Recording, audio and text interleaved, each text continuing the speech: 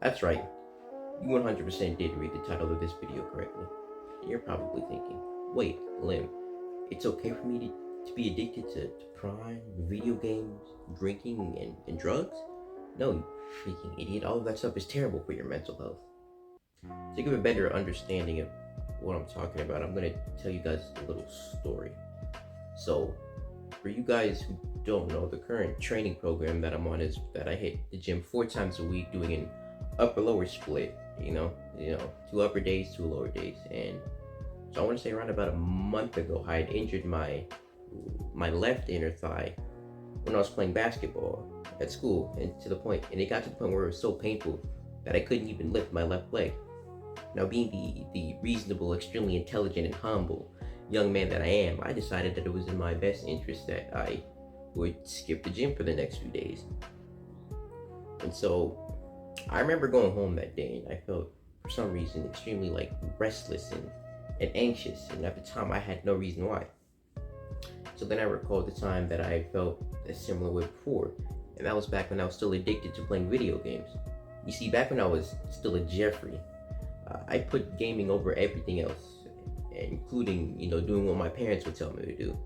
And so as an act of punishment, they would turn off the Wi-Fi to my computer, effectively, stopping me from being able to play video games.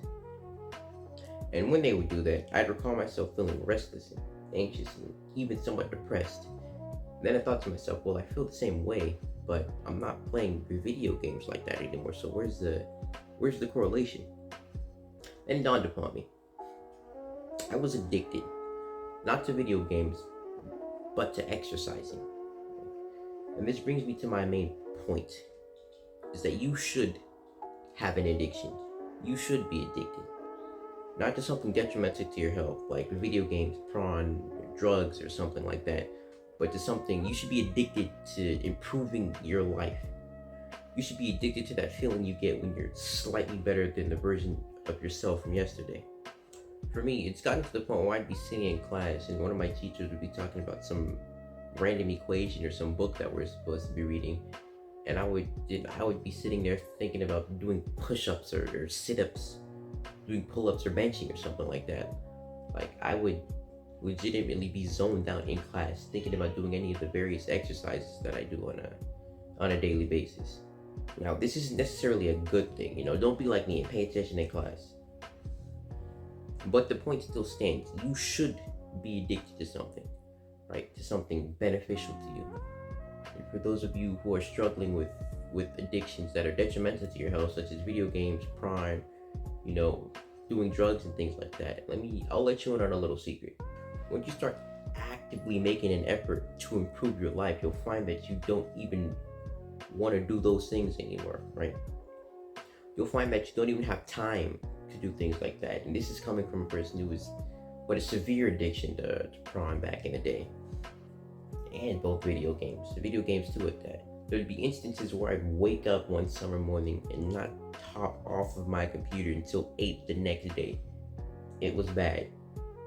It was also an instance where I spent 3 hours edging myself while reading a doujin. And for those of you who don't know what it is, it's basically a template book. It was bad. Now, once I had started on my self-improvement journey, I began to find myself wanting to do these things less and less. Now, don't get me wrong, you aren't going to go from being addicted to absolutely no addiction in a single day, right? This stuff takes time. You're going to fail. You're going to relapse. The challenge comes is what you do after that relapse. Do you just give up and go back to what you were doing before, or do you keep pushing? And for those of you who keep pushing, you'll find that eventually you'll just stop doing those things. Like, for example, with my prawn addiction, I would go for 2 days, relapse. Then I'd go for 1 day, relapse. Then 3, then 5, relapse. And then I recall that I'd eventually gotten to 22. I think it was 22 days, and then then I relapsed. Then I recall telling myself, if you can reach 22, 30 should be light work. 50 should be a piece of cake. 100 shouldn't be a challenge at all. And So far, it's been working. At the time of this recording, I am 51 days and going and counting. And that might not seem like very long, but for a person who's severely addicted, that's actually, like, for me, that's a major achievement. The reason that I've been able to go for so long is that I'm essentially addicted to improving myself. I no longer get urges to play video games because I feel like once you find out you can level up in real life, you just don't feel as motivated to play games anymore, right? Whenever I get the urge to watch prawn, I remind myself that I don't have time to do things like that, right? I've got money to make, I've got an aesthetic physique to build, I've got social skills to improve. I genuinely don't have time to do that.